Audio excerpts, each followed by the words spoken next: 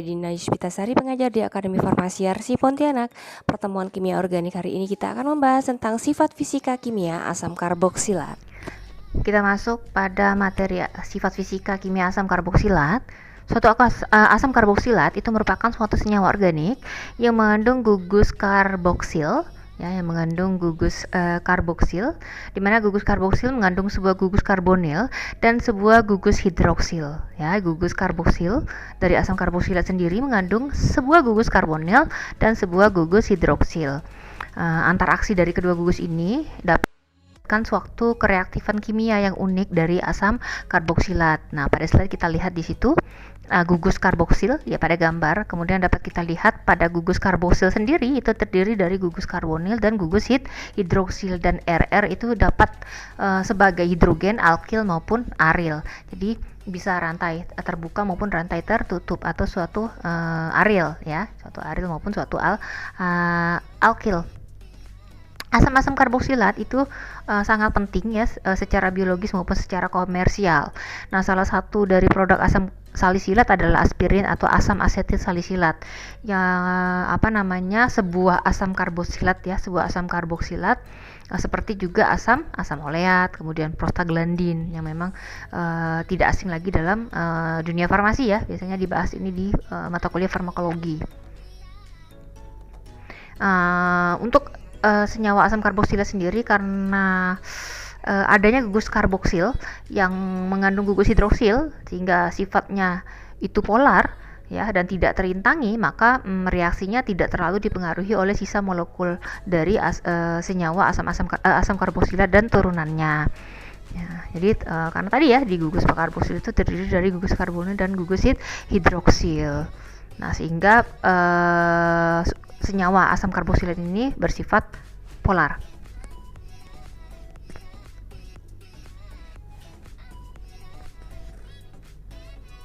Asam karboksilat sendiri ya dikelompokkan sebagai asam alifatik.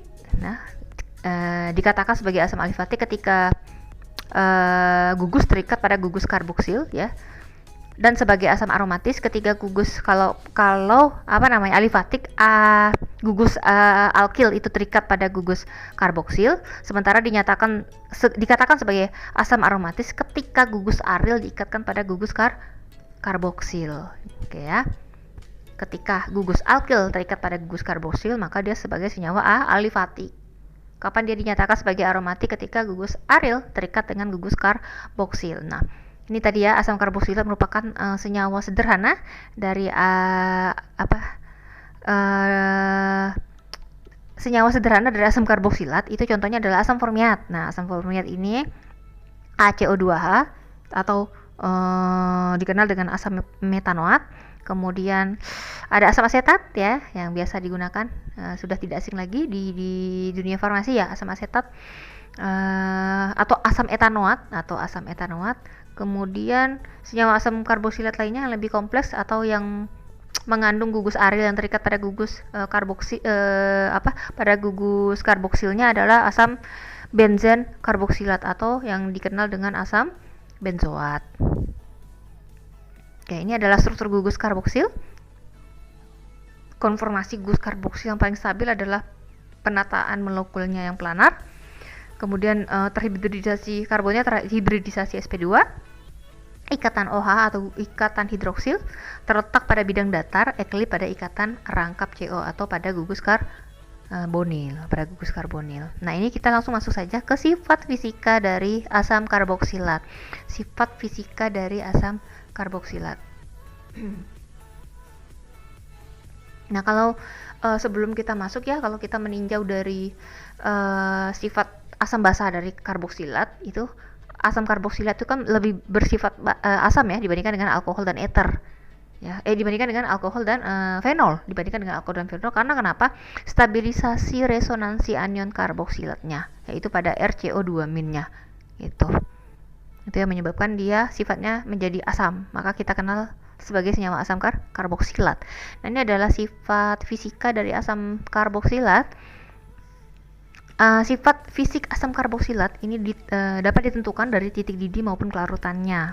Nah, titik didih dari asam karboksilat itu lebih tinggi dibandingkan dengan senyawa organik golongan lainnya. Contohnya, jika dibandingkan dengan alkohol dari golongan alkanol. Nah, kenapa? Hal tersebut terjadi karena asam karboksilat memiliki 2 ikatan hidrogen, sementara alkohol hanya memiliki 1 ikatan hidrogen. Nah, sifat. Jadi kalau bisa bisa dijelaskan lebih lanjut bahwa sifat fisis asam karboksilat ini mencerminkan ikatan hidrogen yang kuat antar molekul-molekul asam karboksilat. Nah, ya. Karena ini tadi yang membedakan dengan senyawa alkohol adalah asam karboksilat memiliki 2 ikatan hidrogen, sehingga sifat fisis dari asam karboksilat itu mencerminkan ikatan hidrogen yang kuat antar molekul-molekul asam karboksilat.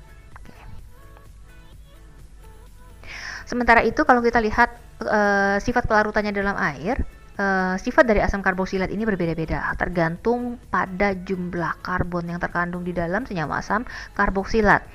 Nah, pada C1 sampai C4 itu kelarutannya dalam air lebih besar, ya. Artinya dia larut dalam air. C5 sampai C9 itu sukar larut dalam air, dan C10 ke atas dia tidak larut dalam air, sehingga kelarutan di dalam air tergantung pada jumlah karbon atau jumlah atom C yang terkandung pada senyawa asam karboksilat. Nah, kalau dilihat dari titik lele dan titik didih dari senyawa asam karboksilat ini, ya, relatif tinggi. Kalau kita lihat dari spektrum inframerahnya, ya, untuk senyawa-senyawa asam karboksilat juga menunjukkan efek pengikatan hidrogen, menunjukkan efek pengikatan hidrogen. Asam karboksilat, ya, yang memiliki bobot molekul rendah, itu larut dalam air dan juga larut dalam pelarut-pelarut organik. Jadi asam karboksilat dengan BM rendah artinya yang mengandung atom C sedikit, ya. Semakin kecil atom C-nya, semakin rendah bobot molekulnya, maka dia dapat terlarut dalam air dan pelarut-pelarut organik lainnya. Sementara untuk titik leleh, titik didih dan kelarutan dalam air dari asam karboksilat, nah ini memang sangat tergantung pada sangat tergantung pada gugus fungsi serta BM yang dipengaruhi oleh kandung atom C yang terkandung dalam senyawa asam karboksilat.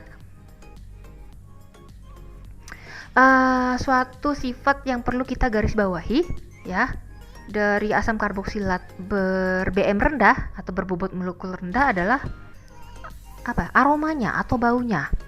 Nah, contohnya apa? Contohnya asam format, asam asetat itu kan berbau menyengat, merangsang, ya. Bau asam format sama bau asam asetat itu khas, merangsang, agak menyengat di hidung. Nah, kemudian senyawa lainnya contohnya asam propionat. Asam propionat itu berbau merangsang pada hidung, itu yang dapat mengingatkan kita pada bau tengik, ya, bau tengik pada lemak atau minyak. Jadi kalau minyak atau lemak yang tengik itu mirip sekali baunya seperti asam propionat. Nah, bau mentega tengik, ya, bau mentega tengik itu adalah bau khas dari asam butirat. Jadi memang bau-baunya ini sangat merangsang, sangat identik, sangat menyengat dari asam-asam karboksilat. Kemudian asam kaproat. Asam kaproat itu baunya seperti bau kambing, ya, baunya seperti bau kambing. Nah, kenapa? Kalau kita lihat kandungan keringat kambing itu ternyata memang mengandung asam kaproat, sehingga bau asam kaproat ini sangat identik dengan bau kambing yang sangat dan cukup menyengat, ya, cukup merangsang pada hidung kita. Kemudian asam valerat, ya, senyawa dari asam karboksilat. Dia kan bukan merupakan asam kuat, namun baunya itu juga sama menyengatnya, sama merangsangnya.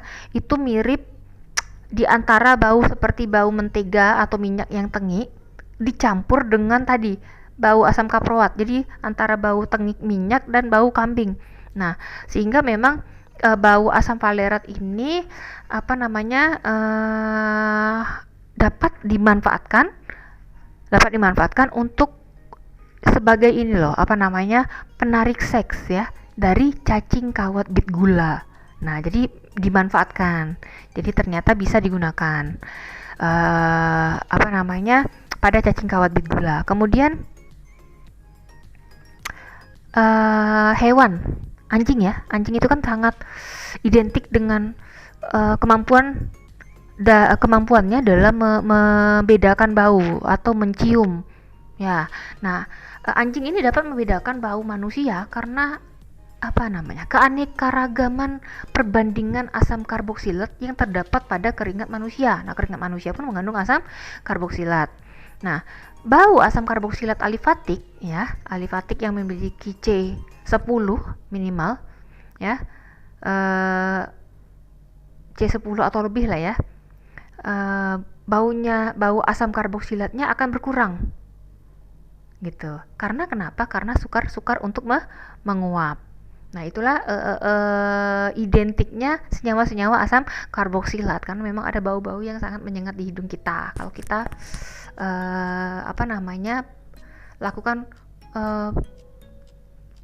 lakukan pemeriksaan bau ya, pemeriksaan organoleptis bau pada senyawa-senyawa asam karboksilat. Nah, kita masuk pada sifat kimia dari asam karboksilat. Sifat dari asam karboksilat ini dapat ditentukan dari kepolaran dan kereaktifannya. Berdasarkan kepolaran dari asam karboksilat ini kan memiliki tadi ya, pada gugus karboksilnya itu kan mengandung gugus hidroksil. Nah, gugus hidroksil ini kan bersifat polar, sehingga asam karboksilat sendiri juga tadi itu terlarut di dalam air. Nah, tadi kan udah dibilang tuh ya, pada suku rendahnya pada asam karboksilat dengan C1 sampai C4 itu kelarutan dalam airnya itu lebih baik, atau dapat dikatakan larut dalam air. C5 sampai 9 dia sukar larut dalam air, C10 ke atas dia memang tidak larut dalam air. Kenapa ya? Karena semakin banyak atom karbon yang terkandung di dalam senyawa asam karboksilat akan meningkatkan sifat hidrofobiknya, ketidaksukaannya terhadap air, sehingga semakin tidak larut dia di dalam air. Sementara itu, kereaktifan asam karboksilat merupakan asam lemah dan akan semakin lemah untuk suku yang lebih tinggi tadi ya. Suku yang lebih tinggi itu berarti C10 ke atas. C10 ke atas dia semakin tidak reaktif. Nah, itu adalah sifat kimia dari asam karboksilat.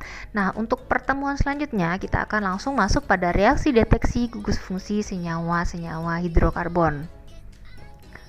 Mungkin itu yang dapat saya sampaikan pada pertemuan hari ini. Saya Dina Yusvitasari. Wassalamualaikum warahmatullahi wabarakatuh.